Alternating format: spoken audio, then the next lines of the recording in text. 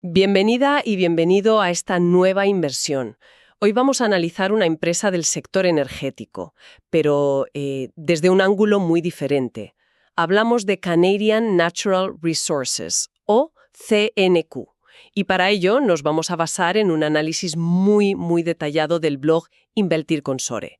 El objetivo es desgranar por qué el autor la llega a llamar la mejor vaca lechera energética de Norteamérica.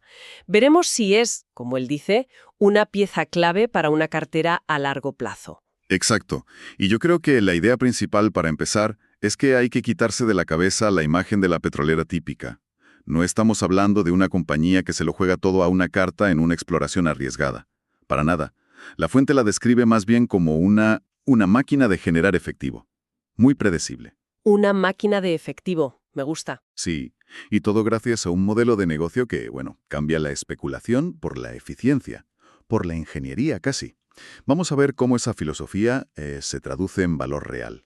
Vale, vamos a ello. El análisis empieza muy fuerte. Dice, literalmente, que CNQ cambia el riesgo por la eficiencia. Exploremos esto, porque es la base de todo.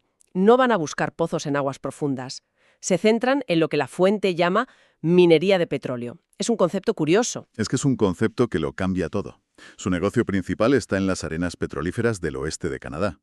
La clave aquí, y es fundamental entenderlo, es que una vez que montan toda la infraestructura, Que me imagino que será gigantesca. inmensa, plantas de procesamiento, oleoductos, una vez está todo montado, el petróleo ya está localizado. No hay que buscarlo. Ah, vale. El riesgo de exploración es cero, entonces. Exacto. Solo hay que extraerlo y procesarlo. Por eso sus activos se parecen más a una fábrica enorme a cielo abierto que a un pozo de petróleo tradicional. Es fascinante. Cambia por completo la imagen que tenemos del sector, ¿no? La de la plataforma en mitad del océano. Totalmente. Esto es más parecido a una operación industrial, predecible, Y muy duradera, por lo que he leído. absurdamente duradera.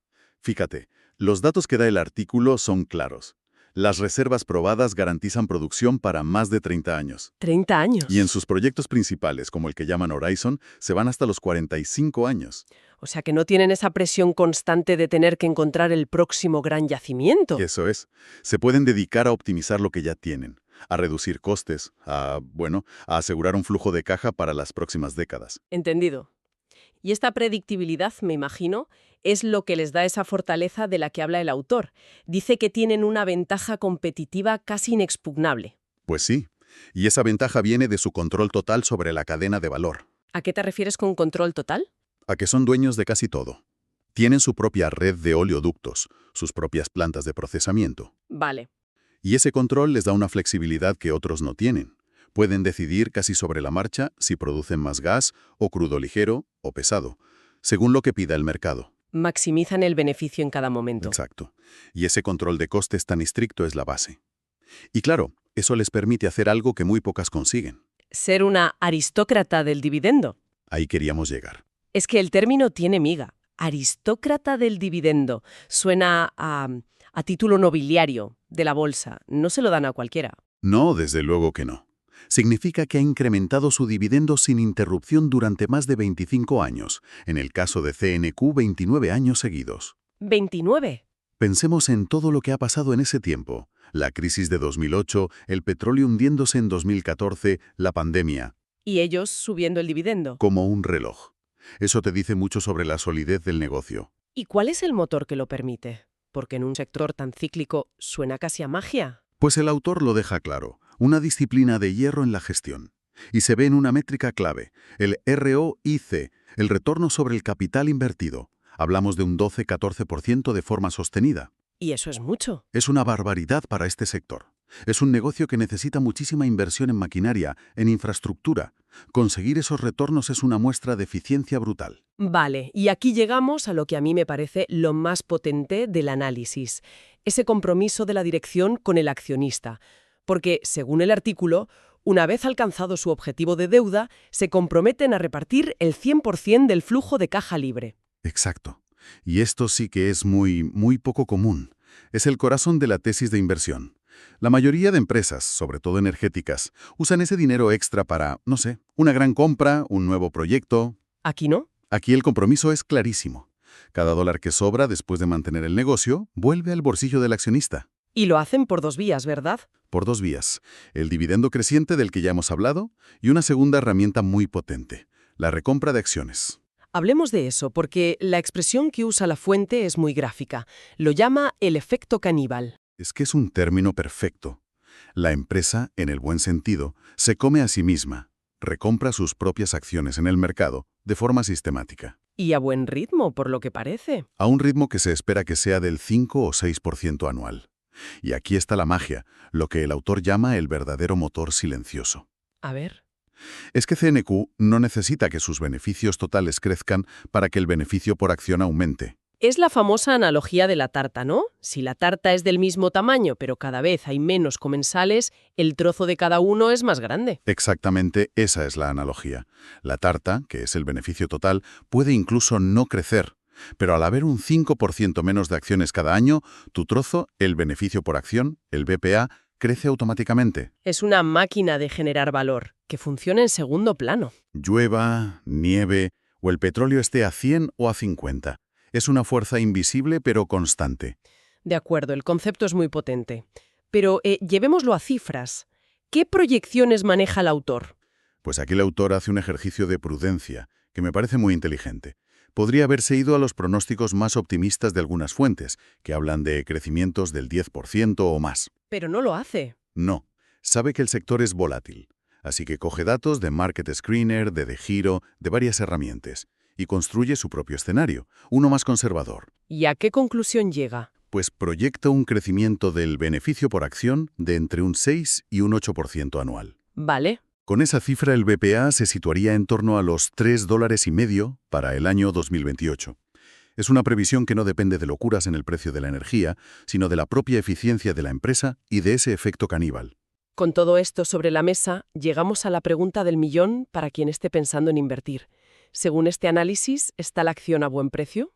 Pues el análisis usa la métrica más clásica, el PER, el ratio precio-beneficio. En el momento del artículo cotizaba a 12,6 veces. ¿Y eso es mucho? ¿Es poco? Está justo en su rango histórico, que suele ser de 12 a 14. O sea, no está ni cara ni barata a priori. Pero el autor interpreta que para una empresa tan predecible y con ese compromiso con el accionista, es un precio justo, incluso con un pequeño sesgo a estar infravalorada. Porque quizás el mercado no valora del todo ese motor silencioso. Exacto. Puede que no esté en el precio del todo. Y para que se entienda mejor, el artículo plantea varios escenarios de rentabilidad de aquí a 2028. Sí, y esto es muy útil. Plantea 3 escenarios de rentabilidad total, es decir, lo que ganas con la acción más el dividendo. Primero, un escenario negativo. Imagina que el crecimiento es menor y el mercado la valora peor. Aún así, la rentabilidad sería del 7,0% anual. 7% en el escenario malo. Eso es. Luego, el escenario conservador que él ve más probable nos daría un 12,0% anual. Que ya es una rentabilidad muy buena. Muy buena. Y finalmente, un escenario optimista, si los precios de la energía ayudan un poco, que se podría ir a un impresionante 19,5% anual. Un momento. ¿Un 7% en el peor de los casos? Eso en un sector como el energético suena casi demasiado bueno para ser verdad. ¿Hay alguna red de seguridad? Es una pregunta excelente y es el centro de la tesis.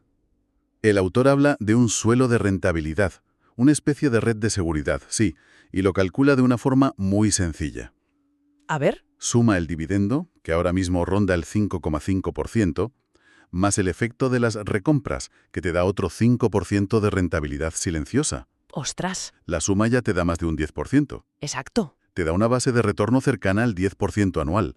O sea, incluso si la acción no se moviera de precio en todo un año. El inversor ya habría ganado un 10%. Directamente del flujo de caja de la empresa. Esa es la simetría riesgo-recompensa que le parece tan atractiva al autor.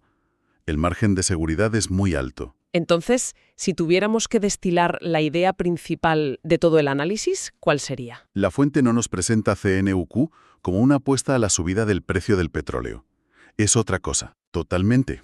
La presenta como una empresa industrial casi aburrida en su predictibilidad y que está obsesionada con dos cosas: generar caja y devolverla toda a sus dueños, los accionistas. ¿La posiciona entonces como una opción más bien conservadora? Sí, Ideal para diversificar y para generar rentas pasivas crecientes, casi como un bono que además crece con el tiempo. Y parece que el autor cree firmemente en su análisis porque no es solo teórico. No para nada. Al final confiesa que ha convertido a CNQ en una de las posiciones estructurales de su propia cartera y añade una conexión final muy interesante. ¿Cuál? La del crecimiento a largo plazo del sector, pero no por las razones de siempre. Lo relaciona con la demanda masiva de energía que va a venir del desarrollo de los centros de datos, de los nuevos chips y, sobre todo, de la inteligencia artificial. Claro, toda esa nueva tecnología necesita una cantidad de energía brutal y estable. Justo el perfil de una empresa como CNQ. Pues todo este análisis nos deja con una reflexión final, ¿no?